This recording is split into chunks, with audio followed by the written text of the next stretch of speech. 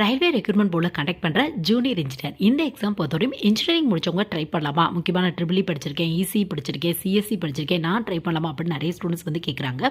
So இதுக்கான பதில் என்ன அப்படின்னு பார்த்தோம் அப்படின்னா, ரயில்வே ரெக்ரூட்மெண்ட் போர்டில் கண்டக்ட் பண்ணுற ஜூனியர் இன்ஜினியர் இது வந்து ஒரு டெக்னிக்கல் வேகன்சி வந்து பார்த்தோம் அப்படின்னா.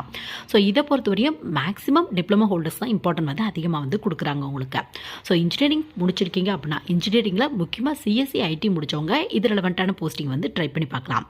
ஸோ இதில் ஐடி ஆஃபீஸர், சிஎம்ஏ, டிஎம்எஸ் இந்த மாதிரி நிறைய வேகன்சி வருது. ஐடி ஆஃபீஸருக்கு கம்ப்யூட்டர் ரெலவெண்ட்டான டிகிரி முடிச்சவங்க ட்ரை பண்ணலாம்.